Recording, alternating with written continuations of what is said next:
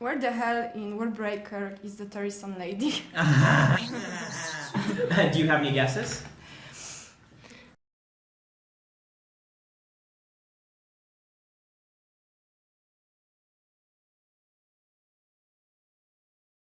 Excellent. The question I want to ask you, some of them were weird, but we actually managed to choose some decent ones. Fans can be a little weird.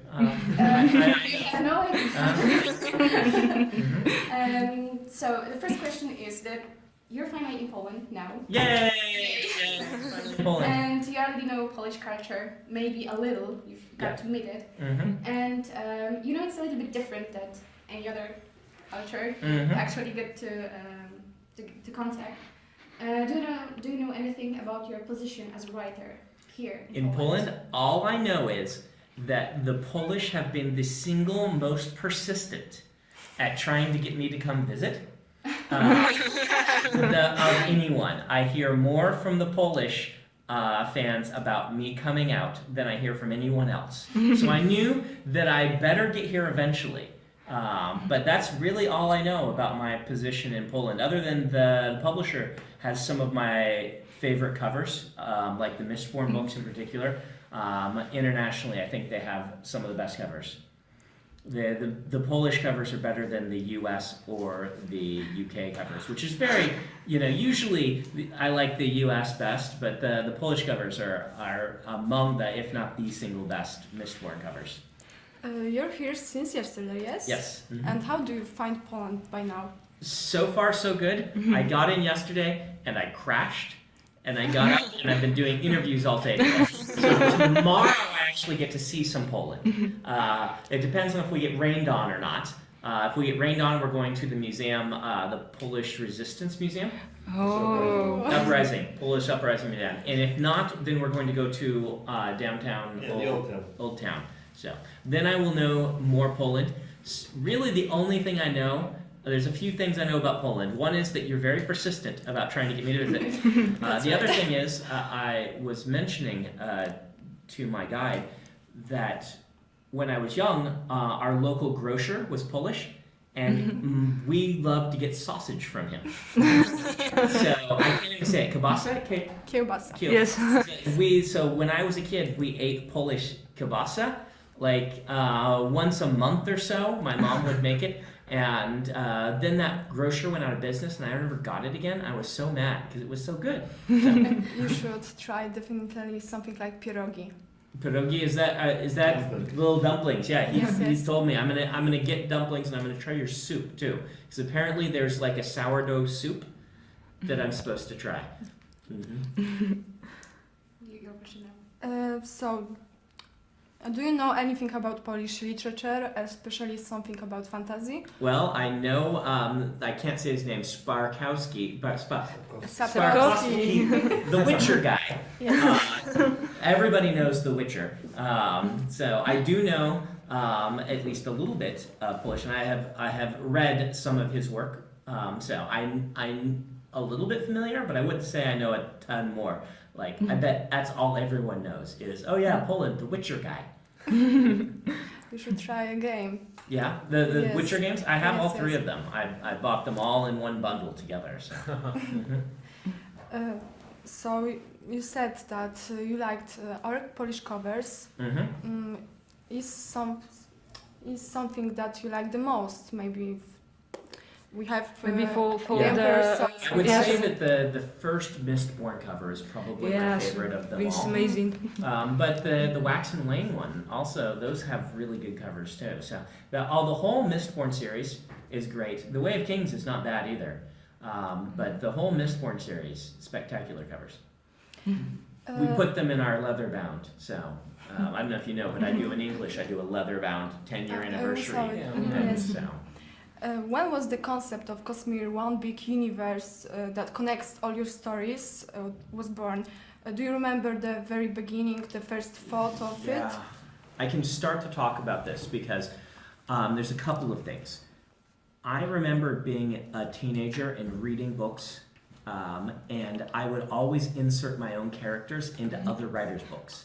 This is the beginnings of Brandon the Writer. So I would read like an Anne McCaffrey book, and I would insert my own characters. And eventually Hoyd started jumping between all the books I was reading. And so I started writing my own books. I started inserting him myself. I blame that. I also blame how Asimov connected Foundation and the Robot series. When I read that, it kind of blew my mind, and I wanted to do something like that. I knew when I started writing Elantris, I was going to do something like this. I wanted to start connecting everything together. I put Hoyd into it and stuff like that. But as I've gone back through my notes, it was really during the years following that I really designed the Cosmere. Like when I first wrote Elantris, I had no idea how I was going to connect it all. I just knew I was going to. But like, you know, shard pools. I put the pool in and I'm like, I don't know what this is. By the time I got to Mistborn, I knew all of this stuff, and fortunately Mistborn was the first one, or Mistborn I was working on when Elantris sold, right? And so I was able to go back and revise Elantris to make sure it matched everything that was coming for the future. Though I do have to admit, when I first wrote Elantris, a lot of things I'm like, this will connect somehow, I'll put this in, sure. And by now, can you say that you already know how Cosmere will end? I do know how the Cosmere will end, yes. I'm an outliner. It could always change. But I have. So the core series are Stormlight and Mistborn. And the last book of the Cosmere is the last Mistborn book, which I have an outline for. So we shall see. That at least chronologically is the last.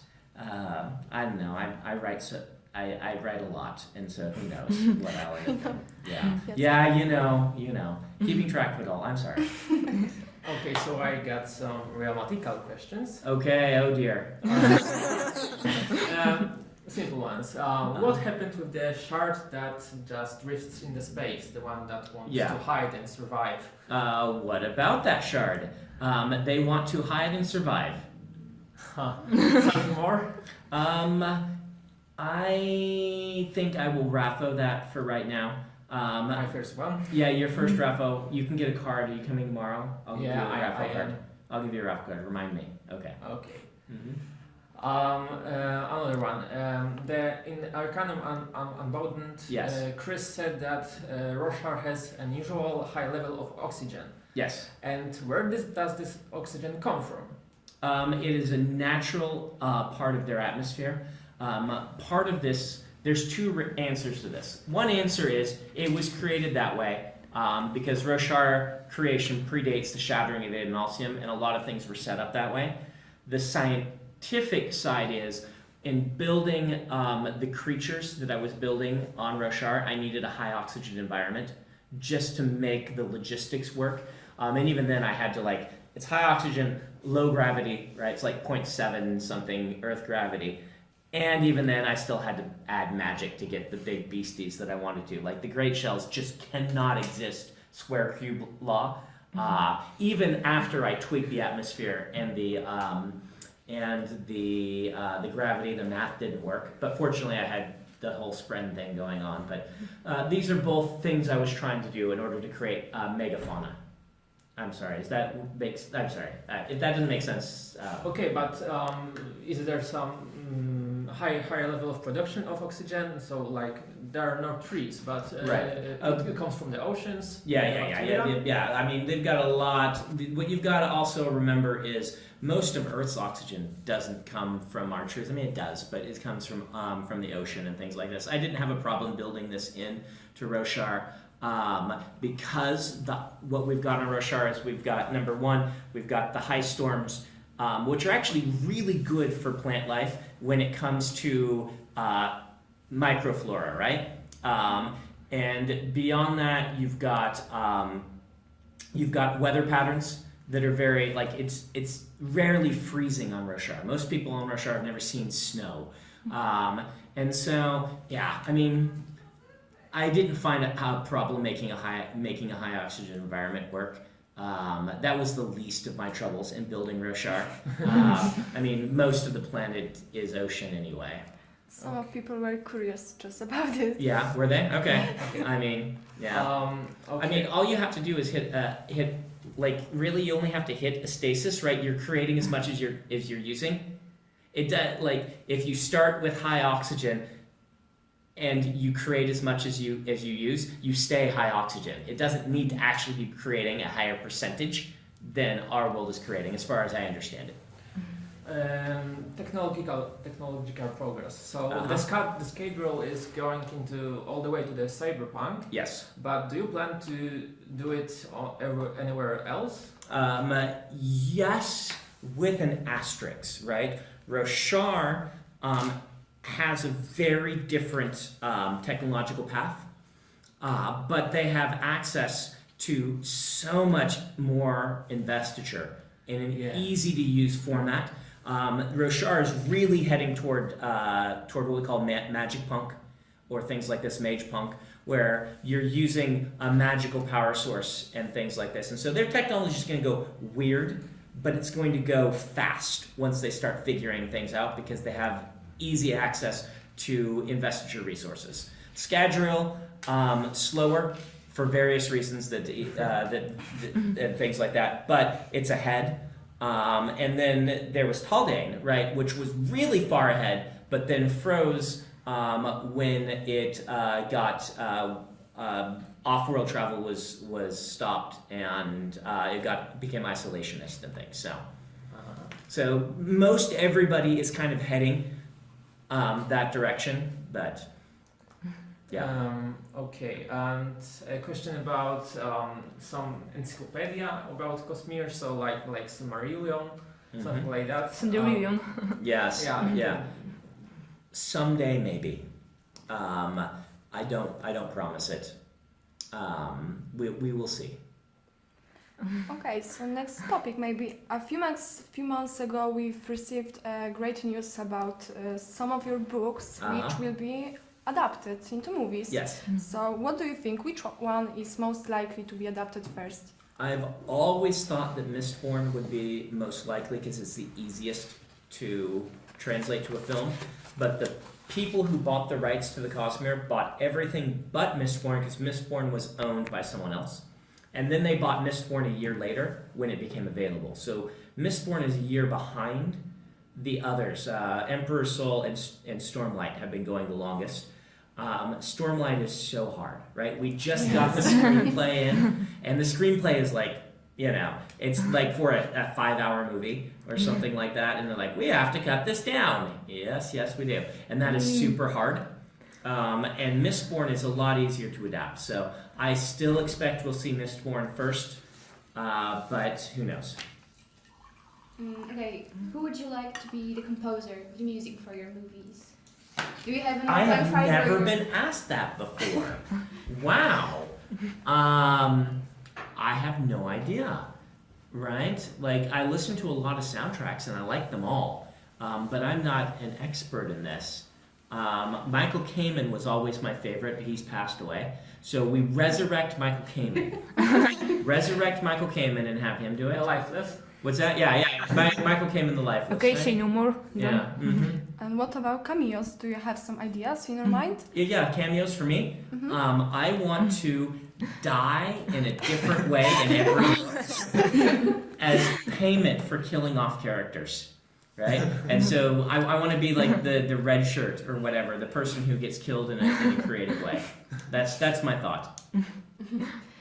Would you like to see your stories adapted into video games? Yes, I've tried a couple of times, and so far they haven't worked out. We had someone working on Mistborn for a long time. Video game industry is hard, but I mean, there have been some really great games made from books, so I hope to have one someday.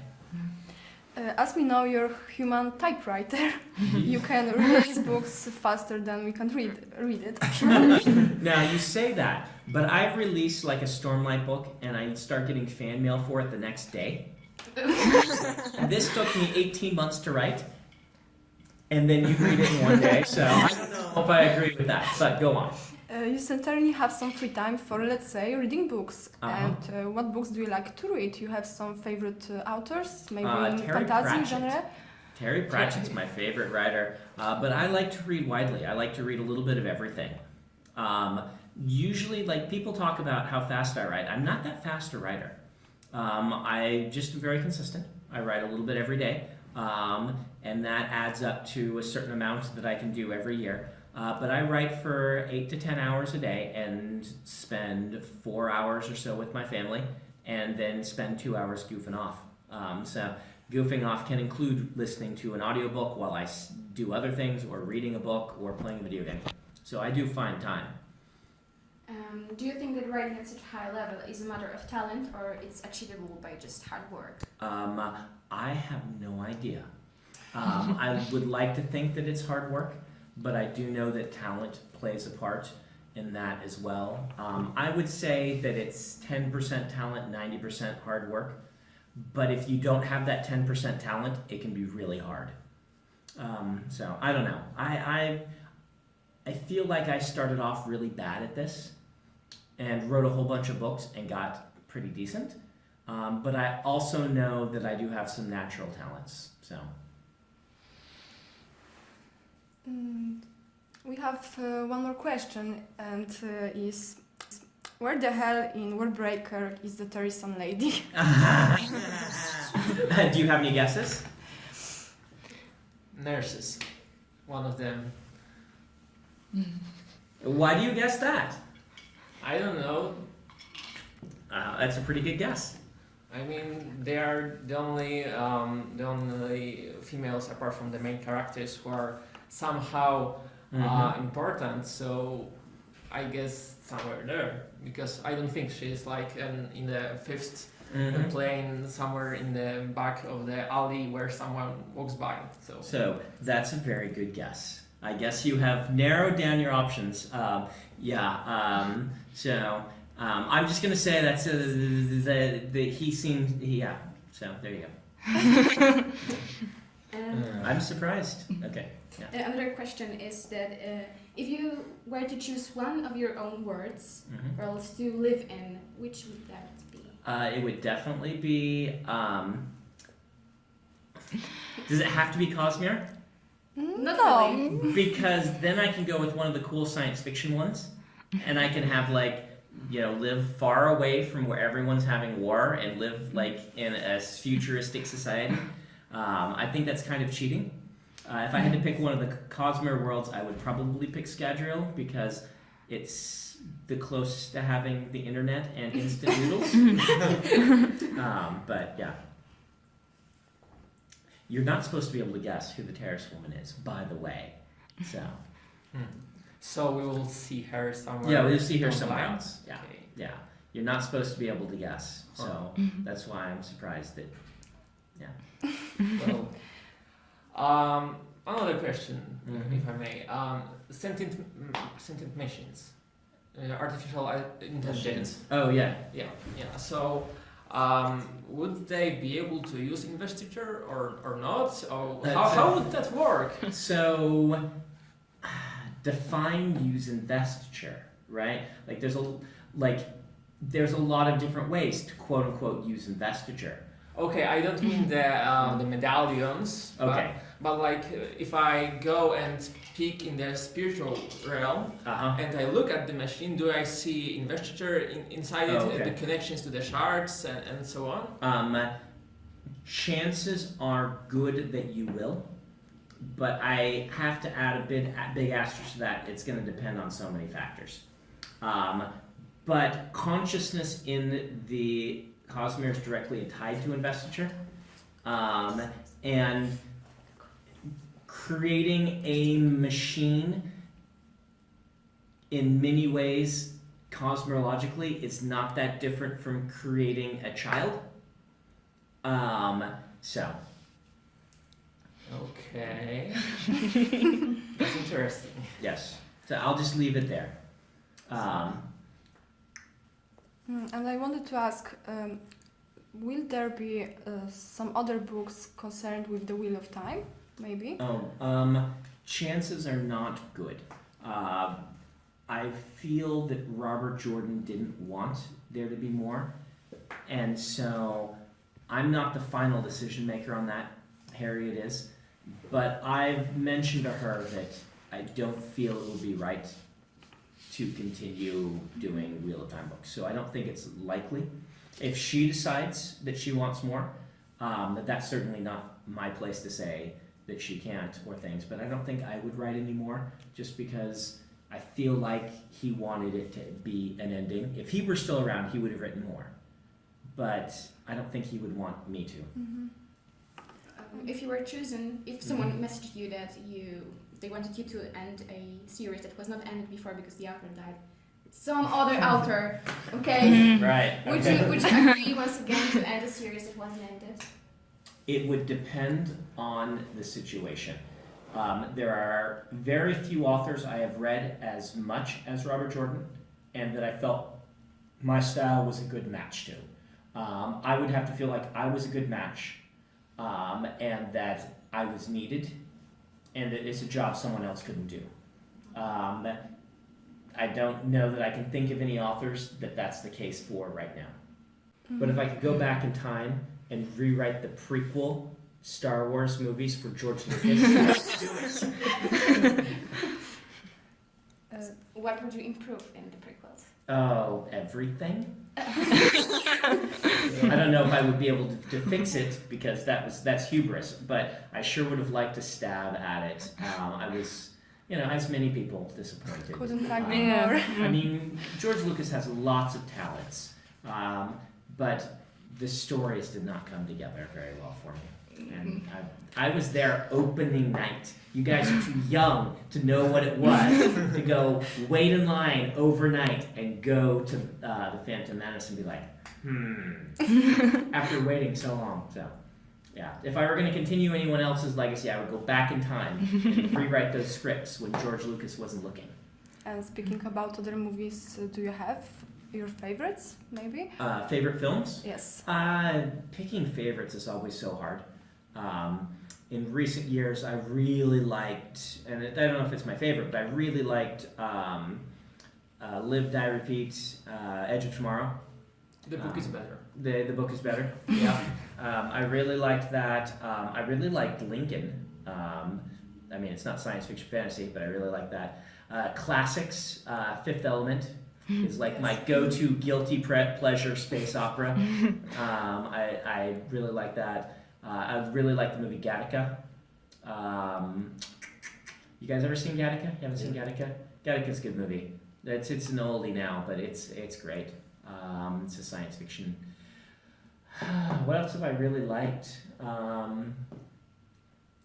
I like Christopher Nolan's movies. I like them all. Inception. Yeah, Inception would be my favorite, I think. Though I really liked The Prestige also. But on that one, the book is legitimately better also. But Prestige turned out very well. So. Who do you think is... you spoke that we are way too younger to understand Star Wars, but I was thinking, what do you think about the target of your readers? My target audience, you think? Yes. I write primarily for myself as a fan of the fantasy genre. I trust my instincts as a reader. I read a lot. I read what other people are doing. And my primary audience is what awesome book is nobody writing that I could write. And so I don't know that I focus too much on that. I think madness lies in that direction. I do appreciate my readers. I do rub my hands thinking, oh, they're going to love this part. But at the end of the day, I am just writing the book I want to read. A few days ago, I was in my family home to take some books for tomorrow's signing, and my grandma, which was reading The Way of Kings, couldn't let me because she was somewhere in the middle and she was taken. Excellent. Happy to hear that. How many of the older generation in Poland read fantasy novels? I don't know. My mom does. Your mom does? Yes. Your mother is not that old, probably. Yeah, your mom is probably my age, so yeah. I think it's more it seems so. Yeah. A lot of old generation reads fantasy and poems. Excellent. It's involving all the time. I knew My I grandma loved thinks this it's just fairy tales not worth telling, so. What's that? Your mom does? Yeah, that's okay. My parents were very, very scared. They wanted a doctor. Changed to writing fantasy novels. They were very scared for me. They're like, "What are you doing?" Now they don't complain at all. My grandma was scared at first too when I gave her Mistborn, and she liked this the best, I think. Excellent. I'm happy to hear that. Good job spreading the word to your grandma. We have this one bizarre question Okay. that actually was really, really weird, but we felt like we have to know it. Okay. The All answer right. to it. Okay. There was a question about Siamese twins. Okay. If they were born gold falconist, Okay. and if they were split apart, Mm-hmm. would they be like thrown together again? It depends on how they view themselves. That's the answer to every question like that. Right. That's the whole point of the cosmere is that spiritual realm is filtered through the cognitive realm to the physical realm, right? And this lens is going to filter how things work. Perception is really important in the cosmere. That's where most of these things come from. And so, yeah, that is the answer to everything. But that's the point of the answer to everything is that there aren't a lot of hard and fast rules when it comes to a lot of these things with identity and whatnot is going to be filtered through perception. So it is technically possible for them if they are seeing each other Yeah. as one. Right. So we can. Now, the big hard question is, what if one of them views them as one and one of them doesn't? Oh. Then it depends on who's using the magic. Yeah. What if both of them are? Both of them what? Are gold? Yeah. Yeah, and can Are healing. If both of them are healing and one doesn't want to and one does, the magic is going to cancel each other out and nothing will happen. Okay. Mm-hmm. So yeah, I made your question harder and Well, weirder. that was a very logical answer to a very illogical question. Yes. I've had to answer a lot of these. My feeling is that if I can make the fundamental magic principles work, then you can answer those questions rationally. But really what you would have to do is, even I'm not the expert on these things. I'm the ultimate word in some ways, but in other ways, the answer would be, I don't know, let's have a thought experiment, and if it ever comes up, try it out and see what happens. But yeah, there you go. There's my best answer to you. Okay, I've got a question about Aeon Door. Okay. So it's a lot like functional programming. Yes. And my question is, could you write a higher level language of programming with that? Yes. Oh. But only in the long term could make it like work, right? Not compile, but could execute the function. They'd have to type it out and execute it. Like if you were even if you just gave it to them, they would have to retype it and go. But yes, you could. Couldn't you is there an Aeon for definition? So you go and define some really long sequence of aeons, and then you sign it to a simple shape, right? And draw it the symbol, and would Object oriented. This is realistically plausible. You would have to write all of this stuff and call the function, and have this constantly in a state of kinetic investiture. But that is reasonable. I mean, it's not so far off from things they actually did with much fewer lines of code, if you wish, in the past. That's what Elantris itself was. So yes. So yes. That's really awesome. Just one a bit off top. Me and Claudia we dream about becoming a fantasy writer. Good. So I'm sure she's wondering too, how does it feel when your first book was published? When you got your book what do you exactly... Man, that is so hard to define, right? I'm a writer, I should be able to do this, but it was amazing. It's validation for having spent 20 years trying to learn how to do this, maybe not 20, 15 years trying to learn how to do this. It is at the same time, theoretically in some ways, it's also just a released breath, right? Okay, it did happen, it worked. But at the end, you write for yourself. I don't know if you guys have heard this story, I've told it before, but I had a really down point in my writing career before I got published. Yes, the 400 bookable entries. What's that? Yeah, well, I don't know. See, when I was trying to get published, everyone was telling me you need to be more like George R. R. Martin. Right? They really did. They said that, and then they would also tell me my books are too long. So they would tell me these two things. You need to be more like George Martin, and your books are too long. They were all looking for Joe Abercrombie. That's who they wanted to find, right? They wanted the short, brutal books. And Joe's a great writer, so there's nothing wrong with that, but that's not me. And I tried doing that.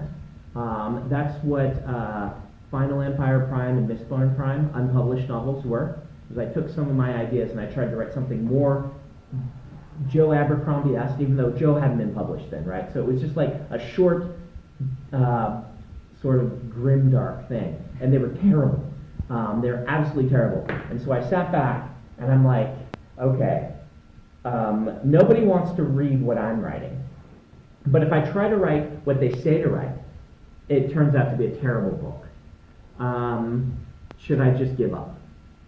And I thought about that for a while, and I eventually came to the decision, I'm not writing for them. I'm writing for me. That's the point. And if I die at age 90, let's say age 100, give me 10 more years, right? And I have 150 unpublished books in my closet, then I'm a success because I kept writing. Because that's what's important, was enjoying and loving that process. And even if I never got published, I wanted to be that person. And that's when I sat down and I wrote The Way of Kings, which was my proverbial flipping the bird at the industry. I said, you say my books are too long, I'm writing one twice as long. And you say my books are not George Martin enough, I am going to go the complete opposite direction. High magic, high fantasy, all the awesome stuff, knights in magical power armor, all of this stuff. And I wrote that book, fully expecting no one would ever publish it. And that's when I got the call from an editor buying Elantris, which I had written 5 years before at that point. And so at that point, I guess it was 4 years, but you know. But when Elantris came out, I had already made the decision that I'm a writer. No matter, I don't give up. I write for me. And so in some ways it was hugely relieving and thrilling. But in some ways, the more important decision had already been made. I was a writer. And I didn't need that validation to be a writer, because the only one that says whether or not I'm a writer is me. I get up every day and I do it. And that might be a really weird question, but how do you feel about killing your characters in the books? Are you getting sad or angry, or you just feel like it has to be done and it's not sorry? It's kind of the last one. It has to be done. Yeah.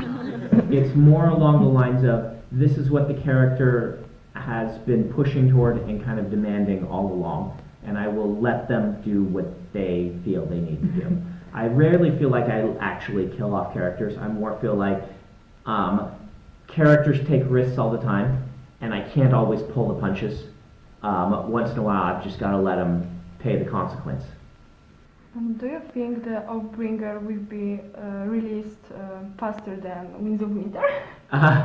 Well, I guarantee it will be, because I have a publication date. Now, I guess I can't guarantee it, because George could always just decide it's done and call the publisher, and then they would publish it, and they could probably pick the same day as mine, and I'd have to be like, oh no.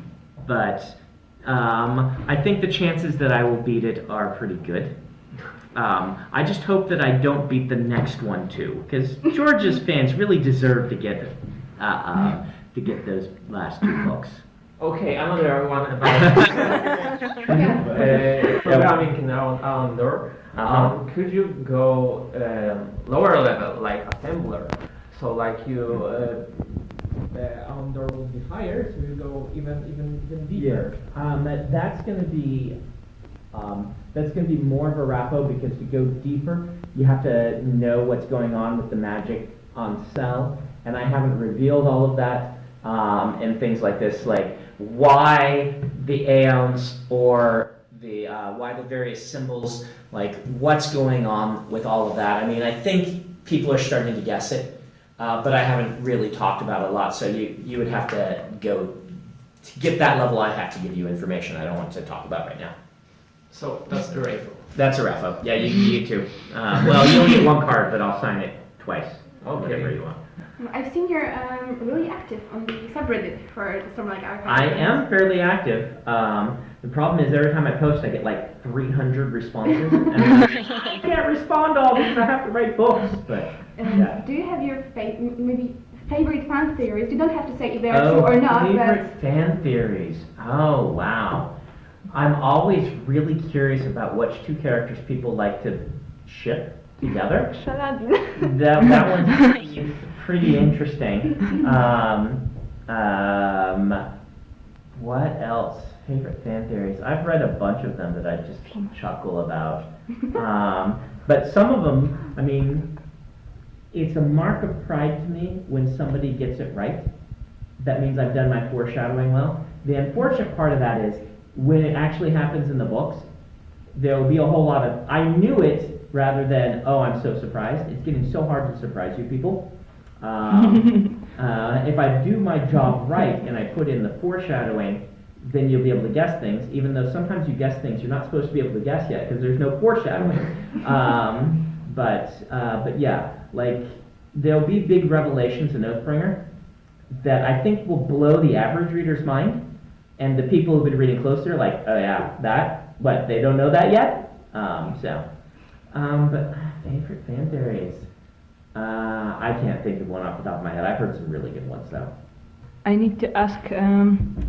Dana lost her wife's name. I was talking about it with Claudia yesterday, and I need to ask: it's punishment or it's was his wish?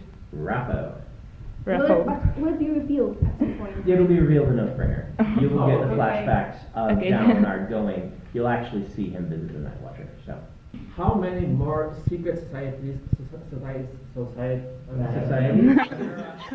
Are more of them? There are a few, but most of the ones you haven't found out about are either in countries you haven't gone to and spent much time with, or they're off-world societies that are involved in Roshar and politics. So you know most of them.